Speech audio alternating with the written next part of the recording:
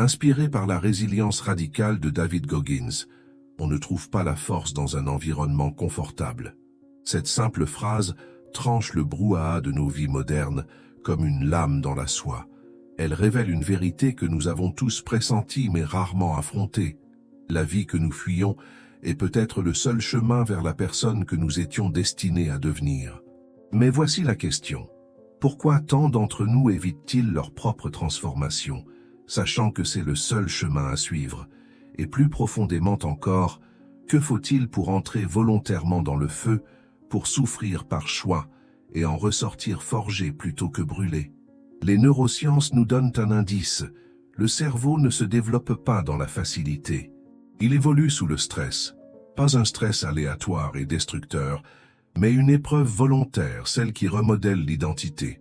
Selon le docteur Andrew Huberman, l'exposition délibérée à l'inconfort recable le cortex préfrontal, le siège même de votre discipline, de votre maîtrise de soi et de votre concentration à long terme. Mais cette vidéo ne parle pas de science abstraite. Elle parle de guerre. La guerre à l'intérieur de vous. Tout le monde n'y survit pas. Mais ceux qui y parviennent, ils gagnent quelque chose qu'aucun confort ne peut acheter. Entrons directement dans cette guerre. La mort de l'ancien moi. Il arrive un moment, souvent silencieux, toujours brutal, où vous réalisez que la version de vous qui se promène dans le monde est déjà morte. Vous respirez, parlez, agissez, mais au fond de vous, quelque chose de vital a disparu. Et si vous êtes honnête, vous savez quand cela s'est produit. Pas lors d'un événement tragique, mais lentement, lorsque vous avez commencé à échanger la vérité contre le confort. Lorsque vous avez cessé d'exiger des réponses de vous-même et que vous avez commencé à accepter des excuses à moitié convaincantes. C'est la vraie mort dont parle Goggins. Pas le corps, mais l'identité. Les psychologues appellent cela la mort existentielle. Carl Jung l'appelait la nuit noire de l'âme.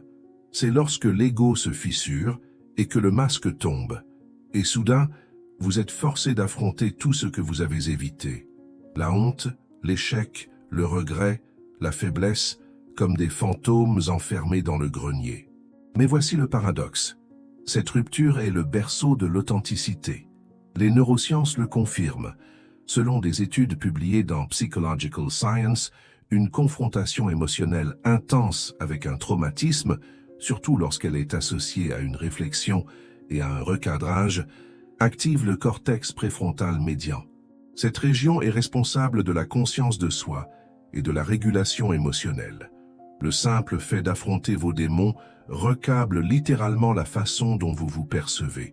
C'est ce que Goggins veut dire quand il parle d'aller au laboratoire mental. Ce n'est pas de la thérapie, c'est la guerre. C'est disséquer chaque moment qui vous a brisé, chaque voix qui vous a rabaissé, et décider non pas de l'effacer, mais de le reprogrammer. Parce que le monde ne va pas vous guérir, il va vous tester, encore et encore. Et si vous ne vous êtes pas affronté vous-même, il vous brisera. Vous avez donc deux options, rester confortable et rester mort, ou choisir l'impensable, la résurrection. Et la résurrection commence par la souffrance choisie. La souffrance choisie, la porte d'entrée du pouvoir. Il existe une forme de douleur qui vous brise, et une autre qui vous construit. Le monde vous donnera la première sans pitié, mais la seconde, c'est celle que vous devez choisir.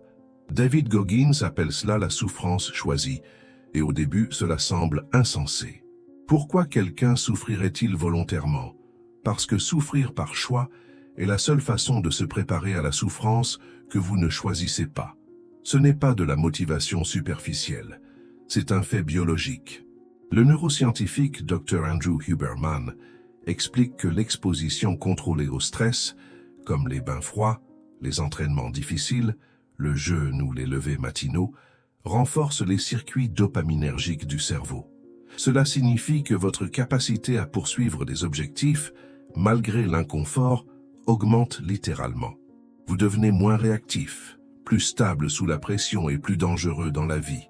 Ce n'est pas seulement de la résilience, c'est une transformation. Et Goggins incarne cette vérité avec une instruction brutale. Faites quelque chose de pénible chaque jour.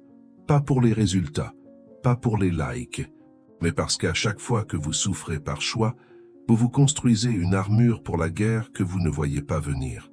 La mort, le divorce, l'échec, l'humiliation publique, la blessure, la trahison. Vous ne le verrez pas venir. Mais si vous avez entraîné votre système nerveux à rester calme sous la pression, à endurer la douleur sans broncher, vous ne serez plus la même personne de l'autre côté. Vous avancerez pendant que les autres s'effondreront, parce que la souffrance choisie vous donne une chose qu'aucun confort ne pourra jamais vous donner, la préparation. Vous cessez de négocier avec la douleur. Vous cessez de chercher une issue. Vous cessez de prier pour la facilité et vous commencez à rechercher la pression parce que vous savez qui vous êtes sous pression. C'est la clé. On ne se forge pas dans des salles de sport climatisées ou dans des vies parfaites. On se forge dans la saleté, seul, en silence, quand personne ne regarde et qu'il n'y a pas de ligne d'arrivée en vue. Et qu'y a-t-il de l'autre côté de ça? Pas la motivation, pas la fierté, le pouvoir, mais seulement si vous êtes prêt à saigner pour cela. Tuez la honte qui vous maintient petit. Et si je vous disais que la chose qui détruit silencieusement votre avenir n'est pas la peur, la paresse ou le manque d'opportunité, mais la honte, cette émotion insidieuse qui murmure « tu n'es pas assez bien ». Pas parce que vous avez échoué, mais parce que vous êtes un échec. Ce n'est pas une voix de l'extérieur. Elle est interne, invisible, et pire que n'importe quel adversaire que vous rencontrerez. Goggins ne se contente pas de parler de la honte, il la démantèle, parce qu'il l'a vécue. Il était l'enfant effrayé, maltraité et harcelé qui se sentait brisé au-delà de toute réparation. Et il a porté cette brisure dans tous les aspects de sa vie. Peu importe à quel point il s'entraînait, la voix revenait « Tu es toujours le faible ». C'est le mensonge que raconte la honte. Votre passé définit votre plafond. Mais les neurosciences prouvent le contraire. Selon des recherches des National Institutes of Health, lorsque des individus s'engagent dans une autodivulgation réflexive, en parlant réellement de leur traumatisme sans filtre, l'activité augmente dans le cortex préfrontal ventromédian. C'est la même région associée à l'estime de soi, à l'empathie et à la prise de décision orientée vers l'avenir. Traduction: lorsque vous affrontez votre passé sans broncher, le cerveau le retraite. Vous redéfinissez votre identité, non pas malgré vos blessures, mais à travers elles. Goggins dit « N'ayez jamais honte de quoi que ce soit que vous ayez fait dans votre vie. Affrontez-le, réparez-le, améliorez-le. Ce ne sont pas que des conseils, c'est une arme neurologique, parce que la honte prospère dans le silence. Mais quand vous la mettez en lumière, quand vous la disséquez, la parlez, la défiez, elle meurt, et à sa place quelque chose de plus fort grandit, la dignité. Pas le genre fragile construit sur des victoires extérieures, mais le genre indestructible forgé dans la guerre intérieure. Vous voulez la liberté? Alors comprenez ceci, la honte vous enterrera vivant si vous la laissez faire. Mais si vous déterrez votre passé pièce par pièce et que vous refusez de détourner le regard, vous ne faites pas que survivre. Vous devenez intouchable. Si ce contenu vous parle, aimez la vidéo et abonnez-vous. Votre soutien contribue à apporter davantage d'idées stimulantes à cette chaîne. Le but n'est pas une destination, c'est vous, tout le monde court après quelque chose. Une promotion, un physique, une mission, une raison de se réveiller. Nous appelons cela un but, comme si c'était un trésor caché quelque part. Mais David Goggins renverse cette idée. Le but est toujours là. Le but ne nous quitte jamais, parce que le but, c'est vous. Laissez cela vous imprégner. Et si votre but ultime n'était jamais extérieur? Et s'il ne s'agissait pas de réalisations ou de titres, mais de devenir quelqu'un que vous respectez quand personne d'autre ne regarde? Neuroscientifiquement, cela frappe fort. Le réseau par défaut du cerveau, le même circuit responsable de la réflexion sur soi et de l'identité, s'illumine non pas quand vous gagnez, mais quand vous êtes seul, quand vous êtes inactif, quand vous cherchez. C'est la façon dont le cerveau demande « Qui êtes-vous quand il n'y a rien à prouver ?» Et si votre réponse est creuse, votre vie le sera aussi. Goggins explique que le vrai but n'est pas facultatif, c'est de l'oxygène. Et si votre seule motivation à travailler est un objectif extérieur, une course, un emploi, un statut, que se passe-t-il lorsque cet objectif disparaît? Vous vous effondrez, vous vous abandonnez, vous stagnez. Alors il s'entraîne différemment. Il n'y a pas de 5 kilomètres, il n'y a pas de diplôme, il n'y a que moi, et je continue à performer. Parce que lorsque votre motivation vient de l'identité, pas du résultat, vous devenez inarrêtable. Le but n'est pas une question de passion, c'est une question de discipline en l'absence d'applaudissements. C'est une question de fierté qui vient du fait de se présenter quand personne ne le saura à part vous. Et dans un monde accro aux mesures de performance et au nombre de followers, ce genre de responsabilité interne est une rébellion. Parce que voici la vérité. Personne ne va venir vous sauver. Aucune ligne d'arrivée ne vous rendra entier. Et aucun titre ne fera taire cette voix à l'intérieur de vous qui murmure encore « Prouve-le. Vous êtes le but. Vous êtes la norme. Vous êtes la mission. Maintenant, agissez en conséquence. » L'humilité dans la faim. Le paradoxe de la vraie force. La force sans humilité devient de l'arrogance. Et l'arrogance est une faiblesse déguisée en pouvoir. David Goggins ne se contente pas de parler d'être dur. Il redéfinit ce à quoi ressemble la dureté au plus haut niveau. Pas seulement des abdos sculptés et un courage impitoyable, mais une humilité de serviteur face à une force intérieure écrasante. L'histoire qu'il raconte de William Crawford, le récipiendaire de la médaille d'honneur travaillant comme concierge à l'Académie de l'Air Force, n'est pas qu'un conte à l'eau de rose, c'est un principe psychologique profond. Voici un homme qui avait affronté la mort, accompli des actes de bravoure que peu pouvaient imaginer, et il passait ses journées à nettoyer les toilettes pour des adolescents qui ne savaient pas qui il était. Pourquoi? Parce que les vrais guerriers n'ont pas besoin de reconnaissance, ils ont besoin de discipline. Et la discipline n'est jamais complète sans humilité. Psychologiquement, l'humilité est un super pouvoir. Selon une étude de 2022 publiée dans Personality and Social Psychology Bulletin, les individus qui pratiquent l'humilité délibérée obtiennent des scores plus élevés en matière de résilience à long terme, de maîtrise de soi et de flexibilité cognitive. Cela signifie qu'ils s'adaptent plus rapidement sous le stress, non pas parce qu'ils se considèrent comme faibles, mais parce qu'ils ne sont pas aveuglés par l'ego. C'est ce que Goggins veut dire quand il dit « Restez affamés, mais restez humbles dans cette faim. Vous pouvez entraîner votre corps à devenir de l'acier. Vous pouvez aiguiser votre esprit en une arme.